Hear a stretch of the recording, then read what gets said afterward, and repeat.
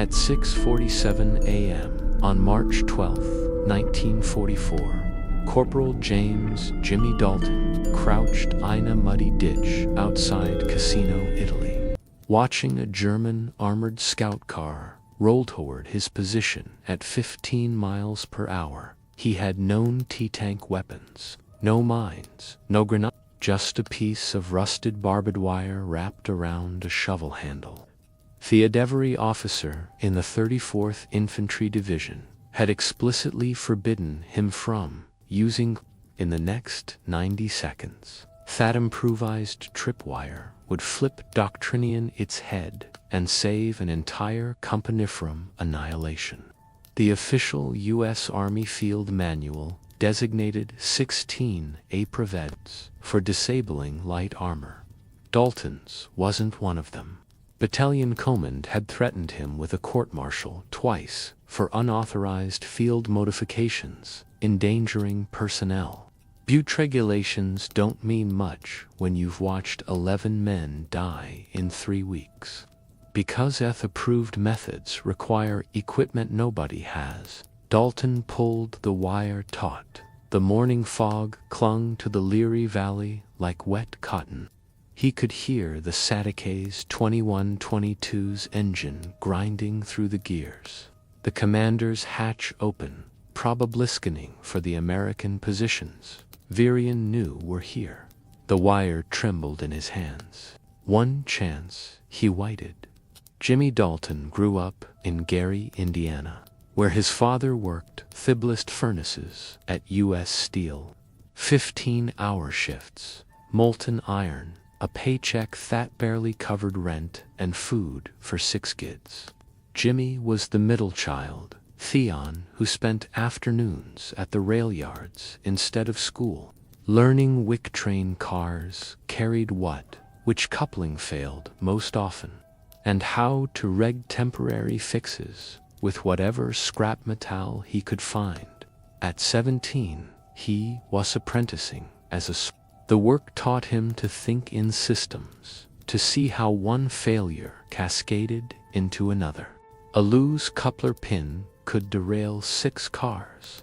A frayed cable could snap and kill a brake. You learned to spot problems before they became disasters. And you learned to fix them with wire, rope, and creativity, because the company sure Ashel wasn't buying new equipment. He enlisted in January 1943, 3 months after his 19th birthday. Their recruiter promised training, steady pay, and a chance to see the world.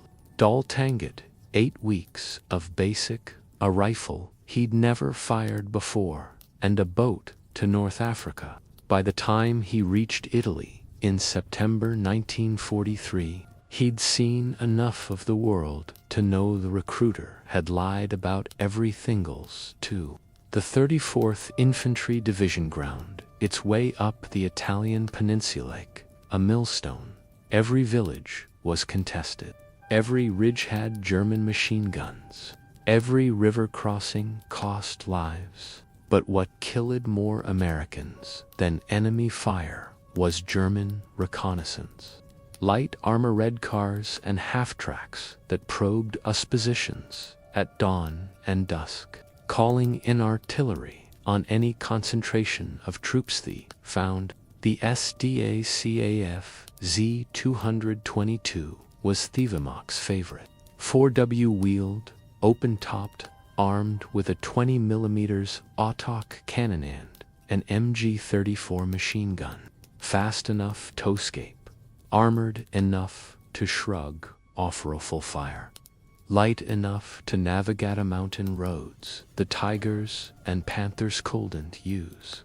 They'd appear out off no hair, rake a position with cannon fire, and vanish before anyone could respond.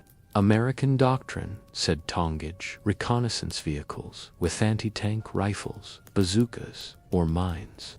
The problem was simple. Nobody had any. The 34th had 9 bazookas for the anti-tank rifles had been fessed out. Mines were reserved for defensive positions. not daily patrols, so soldiers died while scout cars mapped their positions and called in artillery that killed them. 12 hours later, Private First Class Edie Kowalski died on February 18, 1944. A2-22 rolled past his foxhole at dawn. Kowalski fired his M1 Grand. The round sparked off the armor. The scout car's MG-34 answered. Kowalski took 3 rounds in the chest. He was 20 years old, from Pittsburgh, a machinist's son who'd enlisted. With Dalton on the same day, Sergeant Mike Brennan died on February 3 RD. Another 222, another dawn patrol. Brennan tried to hit it with a grenade from 30 yards, missed. The autoc cannon found him. He taught Dalton how to set up a fighting position, how to read terrain, how to keep your feet dry in the Italian mud.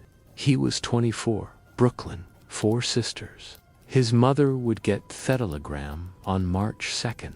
Corporal Luis Vargas died on March 4th. Same pattern. The 2 Tonin tutus were getting bolder.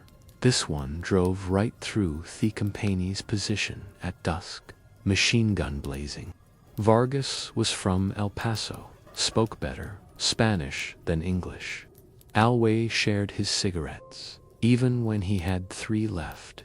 The autoc cannon caught him running for cover.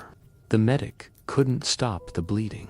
By early March 1944, the 34th Infantry Division had lost 47 men to reconnaissance vehicles in 6 weeks. Not battles, not assaults, just scout cars doing their job, while Americans had no answer. Dalton Wachadich won. He knew Kowalski and Brennan personally. Vargas had been in his squad. Each death felt preventable. Each death made him angrier. The official response from battalion was predictable. Maintain defensive posture. Conservient tank assets. Await resupply. Captain Morrison held a meeting after Vargas died. 20 exhausted soldiers in a barn that smelled like gunpowder and wet wool. Higher command is aware of the reconnaissance problem. Morrison's Sadis uniform was cleaner than theirs. He'd arrived from division headquarters that morning. New bazooka shipments, area expected within the month. Until then, maintain discipline and following engagement protocols. Dalton stood in the back. He'd been thinking about the problem for weeks. The Gary Raylards had taught him that when you can't get new equipment, you improvise with what you have. The scout cars always used Thesum roads. They moved fast, and they had any vulnerability. Nobody was exploiting tire wheels. Sir, Dalton said. What? IFA rigged wire across the roads, low height, taut enough to catch the axles. Morrison looked at him like he'd suggested using spitballs. Corporal, the field manual is very clear and authorized. Anti-vehicle obstacles, wire entanglements are defensive measures requiring specific positioning and support. They're not booby traps. But sir, the answer is no. We're not setting random tripwires that could injure our own men, dismissed Dalton's aide. Nothing, but he didn't forget. The scout cars kept coming. More men. The approved methods required equipment they didn't have. The unauthorized method required wire, shovels, and a willingness to risk a court-martial. On the night of March 10, 1944, Dalton made his decision. Another 222 had killed 2 men that afternoon. Privates Chen and Harrison. Chen was a radio operator from San Francisco. Harrison was from Oklahoma, always talked about his farm. Both dead. Becca's, a scout car, rolled through at 400 p.m., and nobody could stop it. Dalton waited until midnight. Theckenpaney was dug in along the Rapidor River Valley, 2 miles south of Casino. German positions were visible on Therage Line to the north. The scout Karsuzed, a dirt road that ran parallel to Allied lines about 400 yards out. Predictable route, cover from trees, perfect for reconnaissance.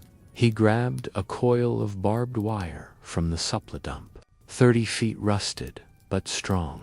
He took 2 entrenching tools, the standard issue folding shovels every soldier carried, and he moved out alone. No permission, no backup, no witnesses. The March night was cold. Mud sucked at his boot. He could hear artillery rumbling to the north, constant and distant like thunder that never stopped. The road was empty, but that didn't mean it was safe. German patrols used it, too. If they caught him out here, he was dead or captured. He found a spot where the road narrowed between 2 oak trees. Good visibility from the American lines, limited visibility from the German side until you were right on top of it.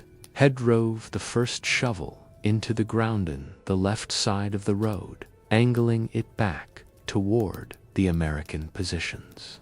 The blade sank 6 into the mud, not deep enough. He used a rock to hammer it deep. 12 unstable. The second shovel went in on the right side, 18 feet across. He measured it by pacing. Then came wire. He wrapped it around the first shovel's handle. 3 loops, tight as heckled make it. His hands were slick with mud. The wire bit into his palms. He could feel blood mixing with cold. He stretched the wire acrosalt at exactly 14 in off the, not ankle height, not waist height, axle height for a light armored car. He'd measured a destroyed 222 2 weeks ago during a patrol.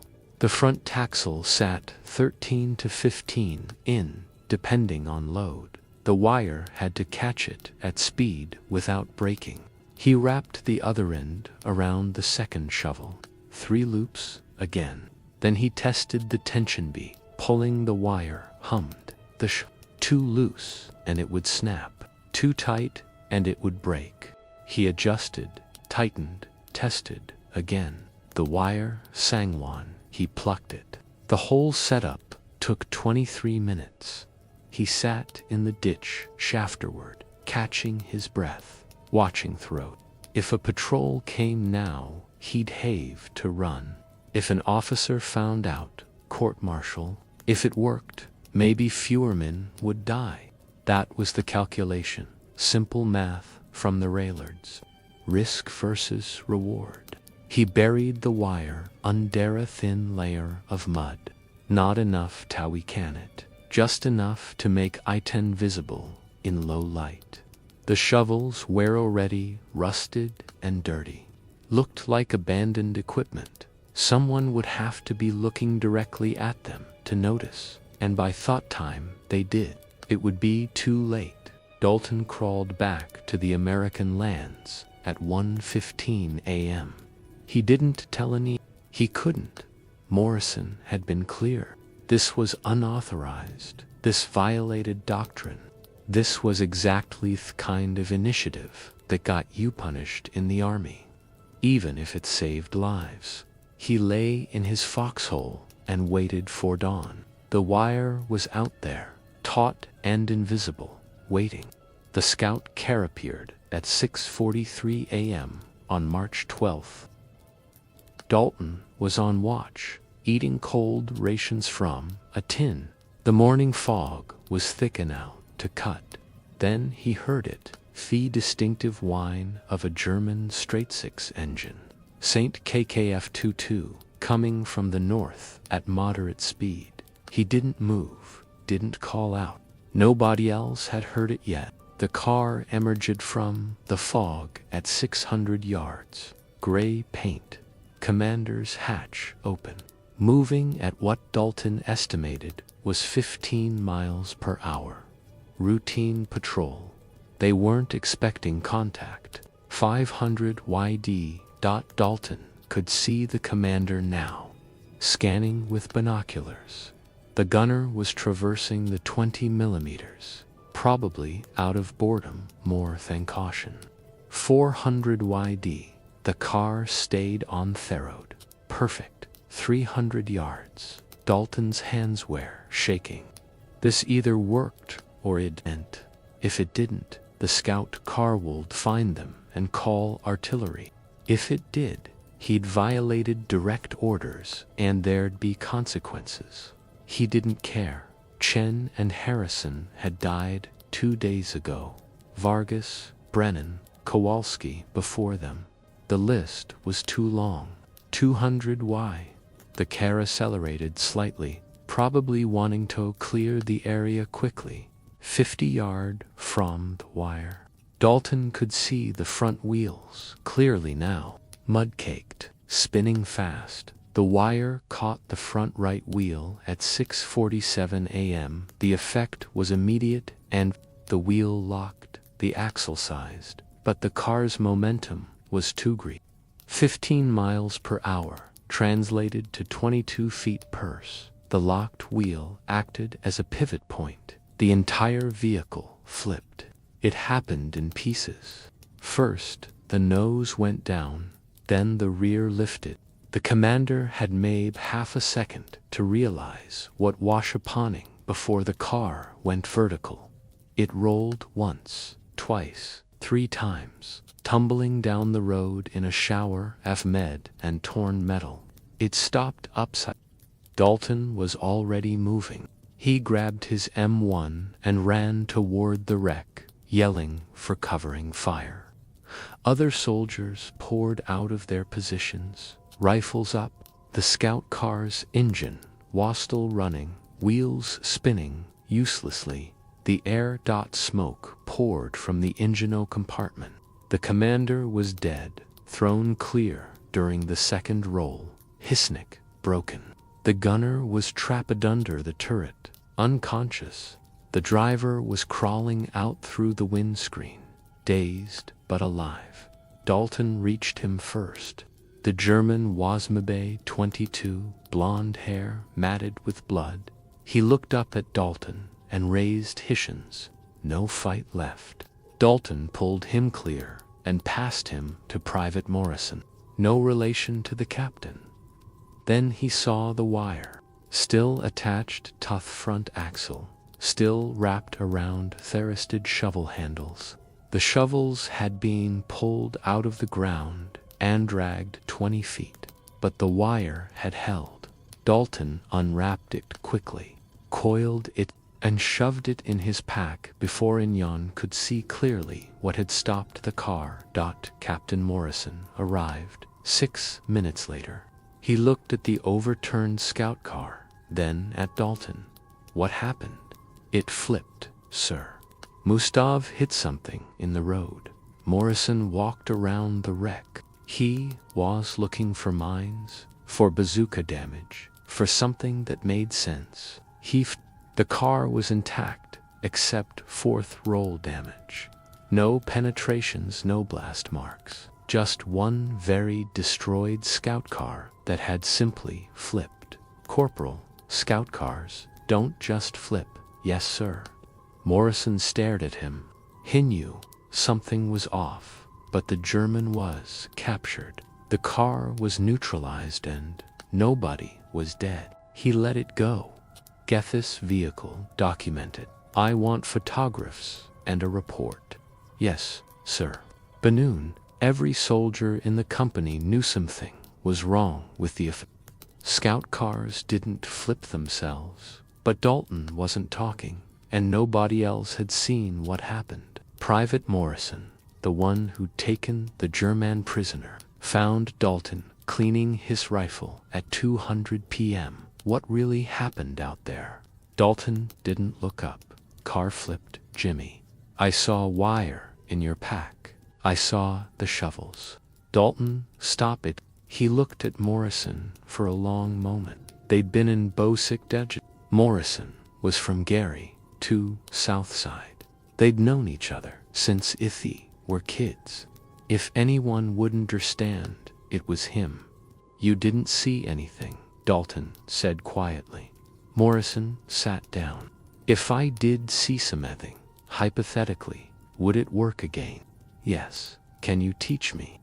That night, after dark, Dalton showed Morrison how to set up the wire. 2 more shovels, 30 more feet of a different section of Road 300 north. Same height, same tension, Samabur. Morrison did it himself, while Dalton watched. By March 15th, 6 soldiers knew the method. Dalton hadn't told them. Morrison had told one. That soldier told another. Word spread through the underground network, Textists in every military unit. The whispered conversations that happen after officers go to sleep. Private Jackson rigged one on the road to San Pietro.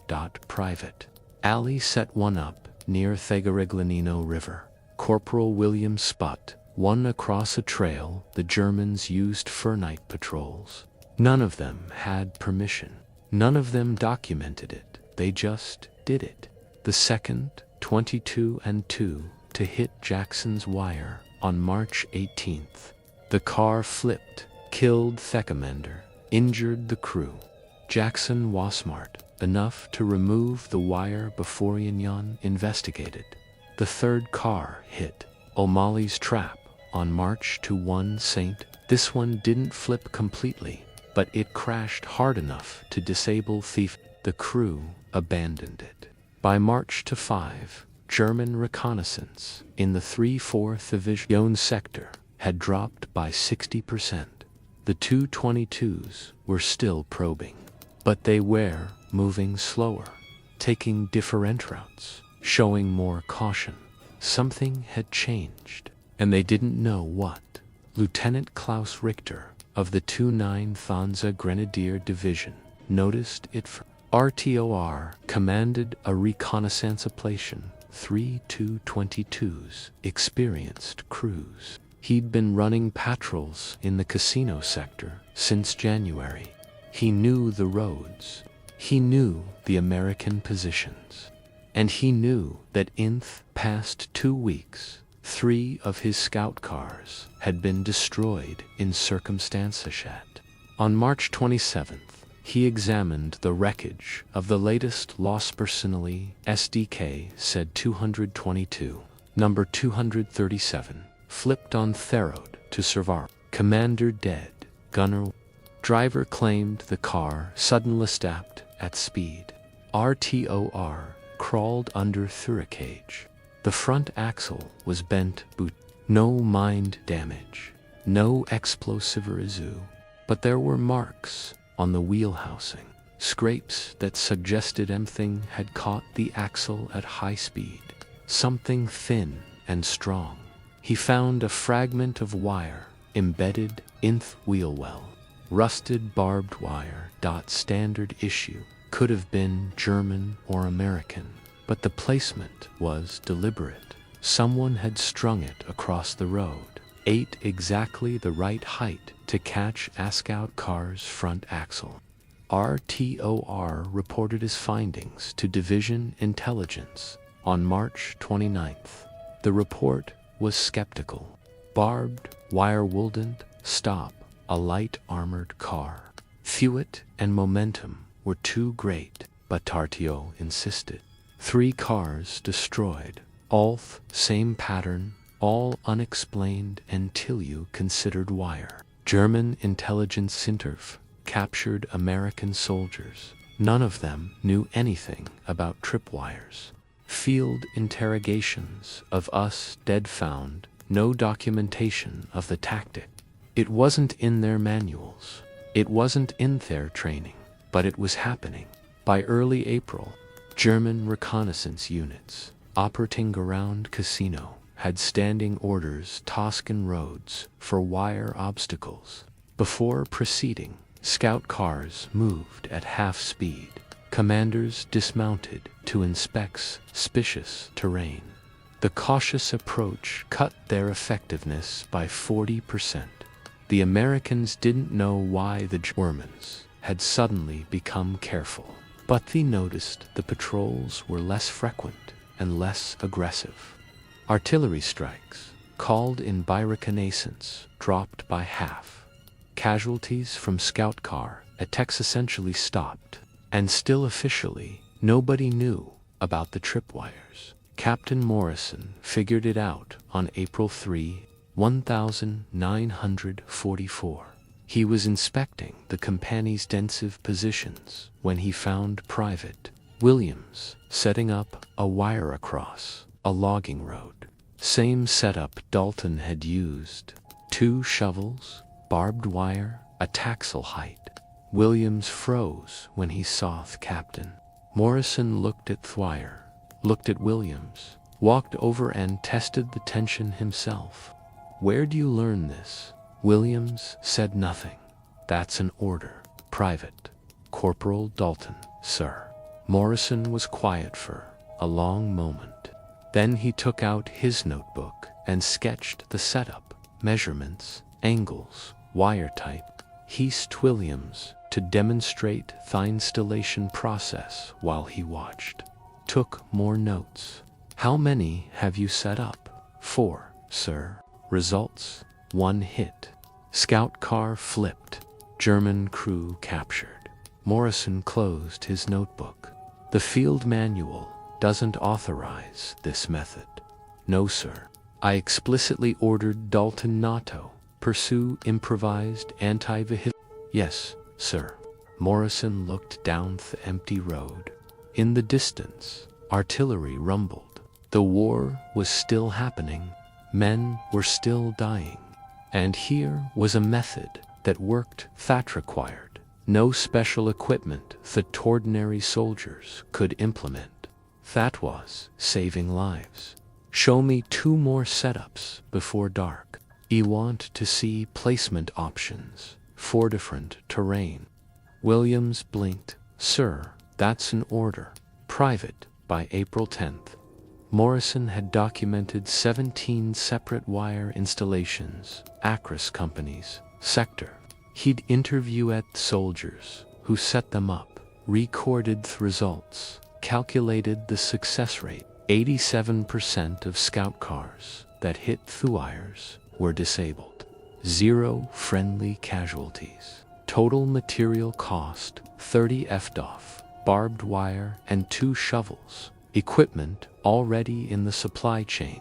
He wrote a report, 3 pages, technical specifications, tactical, statistical validation.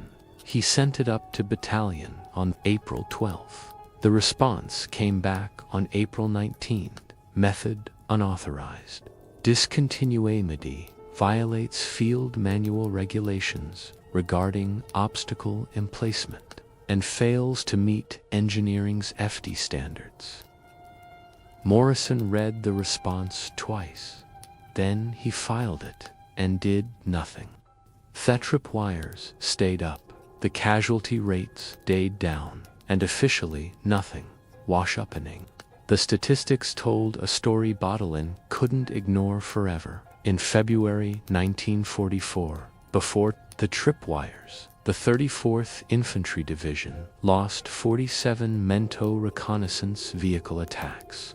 In March, after the tripwires spread, they lost to 12. In April, they lost 3 reconnaissance vehicle sightings in the division sector. February 147, March 89, April 34. Artillery strikes called in German reconnaissance. February 203, March 127, April 58. Someone in division staff noticed Colonel Anderson, the division intelligence officer, pulled the casualty reports and spotted the baton.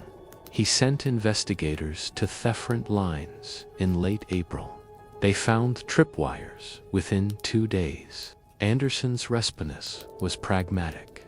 He couldn't officially approve a method that violated doctrine, but he couldn't tighten results. His compromise was to do nothing. No orders to stop, no orders to continue, just a memo that went nowhere and a blind eye turned toward the front. In May 1944, the 34th Infantry Division was pulled off the line for rest and refit. Dalton's company was sent to a rear area near Naples. Real beds, hot food, no scout cars. On May 23rd, Dalton was called to division headquarters. He reported in his cleanest uniform, which still looked like it had been through a war. Colonel Anderson met Jim in a tent office. "Corporal Dalton, I've read the reports about your wire method, sir. I'm not here to punish you. I'm here to ask you to train others." Dalton didn't expect that. Anderson explained the 36th Infantry Division waystaking over the 34th sector. They need to know how to deal with reconnaissance. The official anti-tank school was 3 weeks long and required equipment Therami didn't have. Dalton's method took night and materials from the supply dump. "I can't make it official," Anderson sighed, "but I can assign you to a training detail. You teach the method to scout and sniper teams. We call it improvised. Placement in the paperwork. Nobody needs to know exactly what that means." Dalton spent 2 weeks in June 1944 teaching 60 soldiers how to set tripwires, placement, tension, concealment, removal, every detail. He'd learn it through trial and error. The soldiers were skeptical at first. Wire wouldn't stop armor, but Dalton showed them photographs of flipped scout cars and gave them casualty statistics. By July, the method had spread to 3 divisions. By August, it was in use across the Italian front. Never officially documented, never in the training manuals, just whispered knowledge that passed from unit to unit, soldier to soldier. Conservative estimates credit Dalton's tripwire method with destroying or disabling 43 German reconnaissances between March and August 1944. Those vehicles would have called in hundreds of artillery strikes. These strikes would have killed hundreds of soldiers, lives saved. Difficult to calculate it precisely, but easily in the 300 to 400 range. The official documentation trit the decline. In reconnaissance used to improved defensive awareness and enhanced anti-tank capabilities. Dalton's name appeared in no reports. His innovation received no commendation. The Army preferred it that way, admitting that a corporal had solved a problem that stumped the injured corps was bad for morale. James Dalton survived the war. He was discharged in November 1945 with the rank of sergeant and a combat infantryman badge. No medals for the tripwires, no recognition beyond what his fellow soldiers gave him, which was all hunted anyway. He went back to Gary, Indiana. U.S. Steel hired him as a switchman in January 1946. Same rail yards he'd worked before Thuer, same couplers and cables. He married a woman named Dorothy from East Chicago.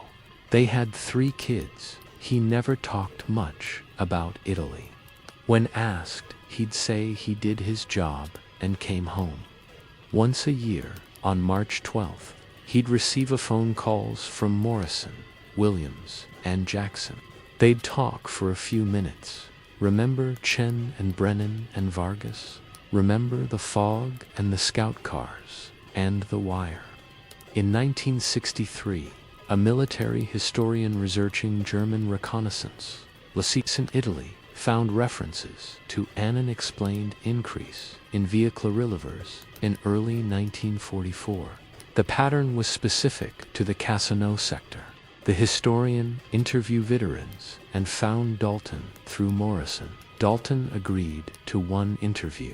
He explained the method, provided dates and details, then asked that his name not be used in the publication.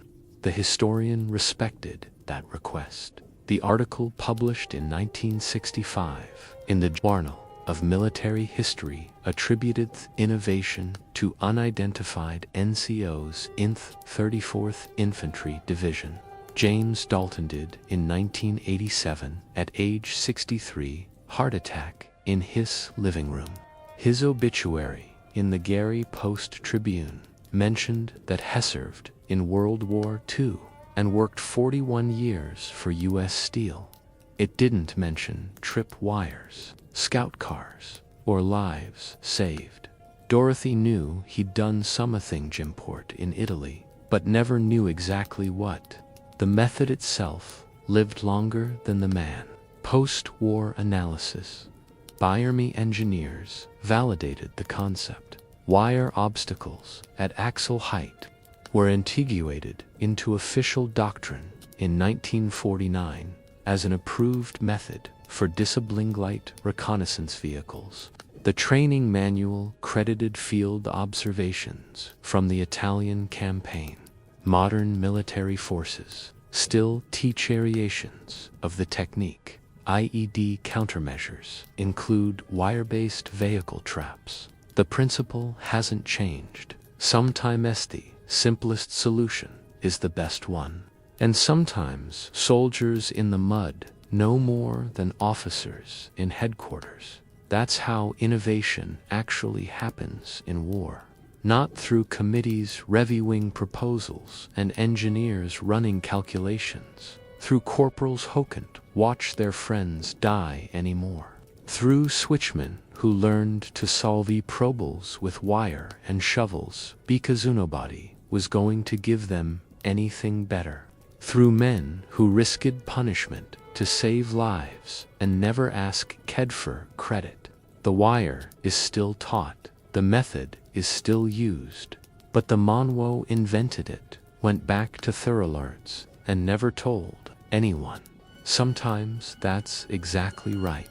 If you found this story compelling, please like this video, subscribe to stay connected with these untold histories. Leave a comment telling us where you're watching from. Thank you for keeping these stories